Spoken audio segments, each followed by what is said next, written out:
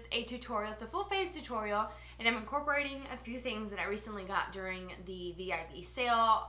If you haven't seen that video of the haul, I will have it linked here so that you can see all the goodies that I got, because I got some really good things. So I had a really good friend of mine leave me a wonderful comment on that video about how my skin looked and the overall look that I had makeup wise, and that they really liked it. So I thought, why don't I just do a video, because I've been meaning to use this big massive palette from Kat Von D, but if you probably can't tell from the sound of my voice, I have been quite sick these last few days and I haven't been able to film. Today's the first day where I actually feel like I can talk and sound a little bit more normal, because I've sounded pretty bad lately, and my eyes have been watering. I've been blowing my nose because it keeps running, and like all of this skin around my nose is completely chapped and like peeling. My skin is in really bad shape. I have a breakout, so unfortunately my skin doesn't look quite as good as it did in that video last week, but I am going to do the tutorial. It's a full face, so I'm going to do a voiceover just because my throat is still kind of hurting. But I picked up this palette during the VIB sale, and if you haven't seen it, it's a beautiful palette. It's got lots of wonderful colors, and I just wanted to use some of the more neutrally shades. And the reason why I did in that video was because I used this shade here called Velvet, which is a beautiful like plummy purple, and I thought it went well with my burgundy long sleeve v-neck tee that I was wearing in that video. So that's kind of what I decided to do that day, and I'm recreating it today. And the lip is the same. So the full face tutorial, the only thing that's different might be the concealer. I think I started using my Makeup Forever, and I'm not really digging how this is looking under my eye. I don't know if it's because it's getting old, the product, or what. Maybe it's just my skin being kind of dry. So we're just going to kind of overlook the dryness and the peeling that you see on my face if the camera catches it. So I hope that you will enjoy this tutorial, and if you want to see how to do it, then keep watching. Alright, so I'm going to start with the primer. This is the Hangover primer from Too Faced. Love this primer. It adds some hydration to the skin, and my skin has been really dry lately, so I've been using this and really particularly emphasizing around the nose, because that's where I have the dryness and flaky skin from blowing my nose so much because I was sick. And today's foundation is the Urban Decay Naked Skin Foundation. I wear the shade 3.25, and I'm going to be applying this with a Dampen Beauty blender sponge. I've recently gotten back into this and love it. I've raved about this for quite some time. I really enjoy this sponge. And I love this foundation as well. It's a very light, I would say more medium coverage, and you do have to build it up if you're wanting some more. So I think you can get some buildable coverage with it. You will see me here in a minute go in with some concealer, but this is giving me a very natural finish, and it makes my skin look really nice, although I have a few little issues, like a big old blemish actually, that I will need to cover up. But overall, I do like this foundation a lot. Then with my Maybelline Better Skin Concealer, whatever's left, I have been scraping the bottom of this, and I always forget when I go out to pick up a new one. But nonetheless, I'm using this to help cover up some of my scars that I have from previous acne breakouts. And I'm also going to be using that same beauty sponge to blend that in. As you will see, this sponge is something that does everything for you. It's such a good little tool to have, and I highly recommend having one of these in your collection. So I'm just going to use that to blend in my concealer, and then of course under eyes. Got to hit them dark circles, girl. I have a corrector. This is like a peachy kind of orangey corrector from the Sephora Collection brand, and I'm using again that same Dampen Beauty sponge to blend that in. I've been, like I said, I was sick, so I haven't been sleeping very well, waking up a lot throughout the night, and I have some really dark circles. I look like straight up roadkill. So I need all the help I can get. So I started with the corrector and blended that in really well to help neutralize the under eye area, and then went in with the Makeup Forever Ultra HD Concealer. I have the lightest shade, which for me is very, very light, and I also use it to highlight as well because it is almost like a very light ivory, which is not the right shade, but the next shade up was too dark, so I tried this because it was new and it came out I think about a year ago. It's okay. It's not the best concealer that's out there, but I'm using, again, like I said, that same sponge to blend everything in, and this is going to highlight the under eye area, make me look more awake, and I'm also going to use a little bit on the tops of my cheekbones as well. And I'm also going to apply some onto my eyelids. That's going to act as a primer. I have been skipping the eyeshadow primer for months now, just using a little bit of concealer and some setting powder, and I don't get any creasing, which is bizarre because I always used to have to always wear an eyeshadow primer to prevent creasing. And I feel like this method has been like such a game changer for me. I love it. So blending everything in. And then I'm going to set my under eye area with the Bésame setting powder. This is the translucent Vanilla Rose, which has that soft kind of pinky color. And I'm applying just a thin layer of this under the eye because I don't want to cake it up on the eye or the eyelids. Just a little bit goes a long way. And then I'm also going to be applying some of this where I have my larger pores, like on the sides of my nose, and doing the whole baking thing with the Cinema Secrets. This is just a translucent one. And I feel like when I do this step, I've talked about this before, the whole baking thing, it really does help if you have oily skin like I do, for your foundation to last longer and not look oily and greasy and start breaking down. Like, this really does work. I only used a little bit. I don't use as much as I've seen in videos. I don't think it's necessary to do all that. Just a little bit. And I will look crazy for a hot minute in this video, but, you know, I gotta do what I gotta do. And then I'm gonna take a little bit and just sort of set the parameters of my face and trying not to mess up the baking areas where I have a piled extra translucent powder. So just sort of, I don't know, putting a little bit of powder over the foundation so that everything blends really easily and it doesn't catch onto that sort of liquid foundation, if that makes any sense. It just creates a nice smooth canvas. And then we're going into the brows. I'm only going to show you one because it takes me literally 5 hours to do the freaking brows. It's so stupid. And I'm going to use the triangular pencil from Anastasia Beverly Hills. I have it in the shade medium brown. And I love this pencil. The tip of it is a lot thicker and wider than the micro brow. So I would suggest using this if you have thicker brows. But if you have really thin ones, the micro brow is probably the best option. This does get it done pretty quickly, I would have to say, even though it still takes me a while because I like to make sure that everything is like absolutely perfect. It's just me nitpicking and having to have everything looking as even as possible, even though my brows do not match and they're not that even. And then I'm going to set everything with the Benefit Gimme Brow. I wear the shade number 3. I love this stuff. It's so awesome, and it's the perfect brow product. I love it.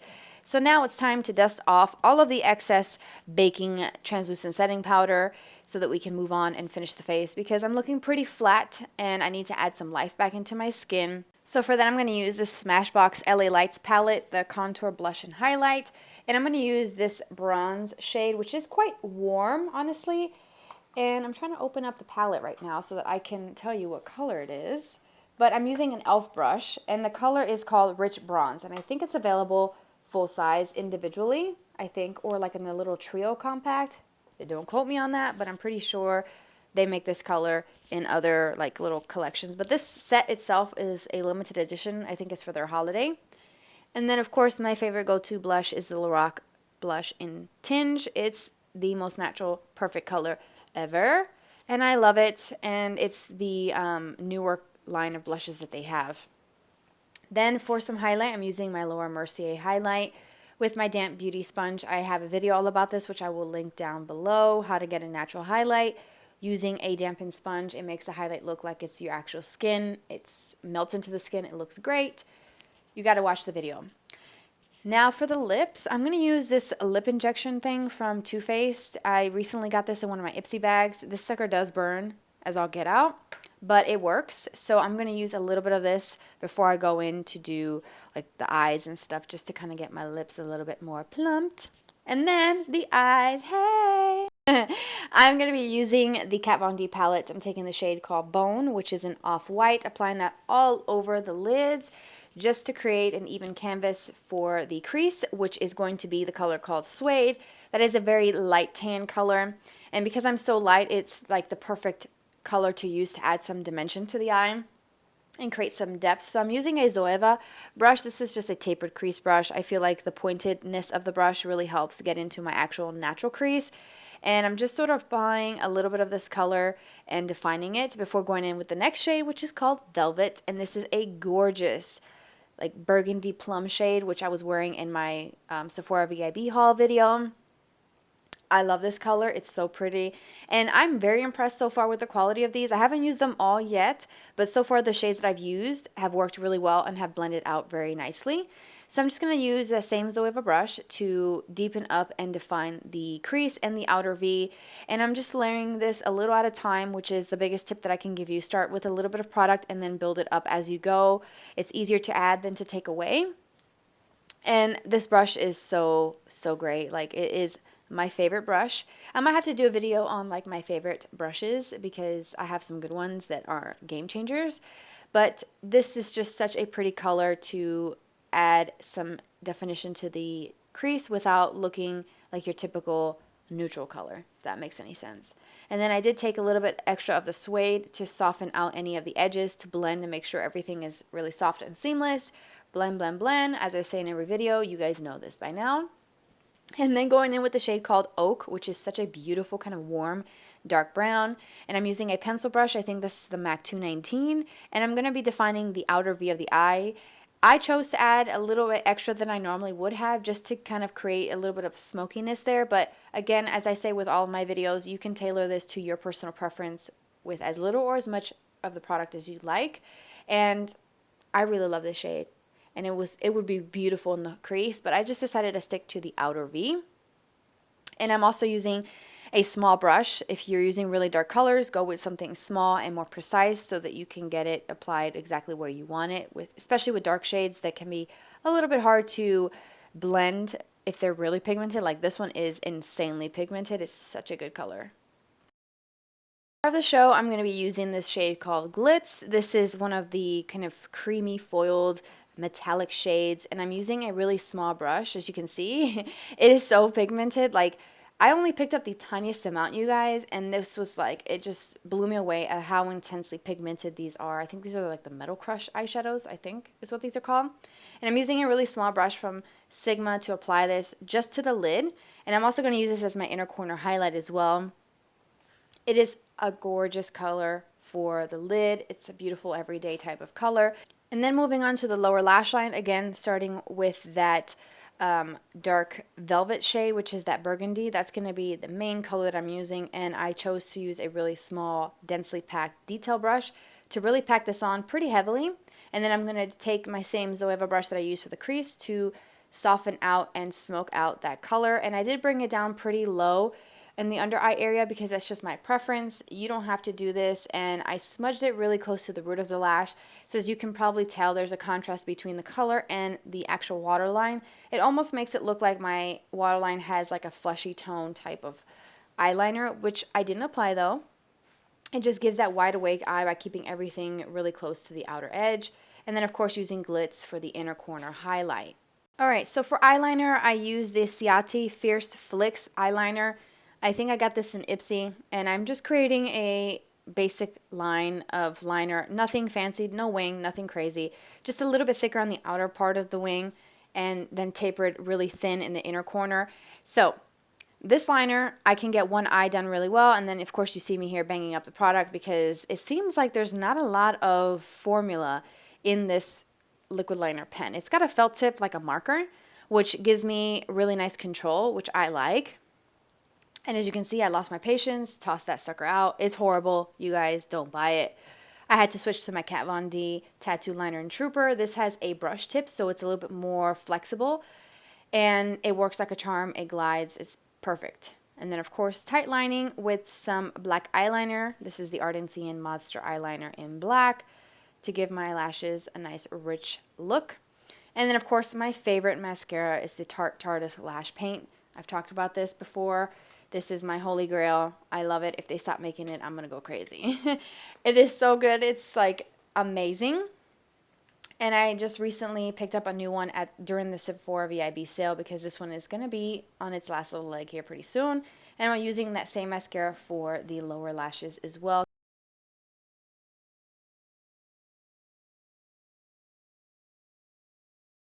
Finish the look, I'm using a lipstick from Bite. This is the Bite Beauty, the Perfect Bite set from Sephora. I'm using the shade called Honeycomb. It's like the perfect nude. I love this color. It's my favorite. I want it in full size, and that is going to complete the entire look. Alright, so that is how the look is completed. I absolutely love this look. I think it's really pretty, even though it's using some kind of purpley tones. For some reason, the tone of the purple brings out the brown eyes and makes everything look so much more awake. And I'm glad I did this look today because it's definitely going to open up my eyes. I have been looking pretty beat up, to say the least, in the last couple days. So I just like these tones, and I really love this palette. I think they blend out pretty well, and I'm very impressed. And I will be doing some more looks. So if you have any requests for a tutorial using any specific shades, I am really eyeing the green, that really deep moss shade, and some of these kind of colors up here. I'm really eyeing those. So I think I might do like a festive olive green type look. So let me know what you think about a look like that in the comment section, or like I said, any combination of colors that you'd like me to use in this palette or from this palette. Let me know and I'll do my best to get that done for you. So thank you so much for spending the day with me. Everything will be listed in the description box. Don't forget to thumbs up the video and subscribe. If you'd like to follow me off of camera, I do have social media. It's always listed in the description box: Twitter, Instagram, and Snapchat, and I will see you there.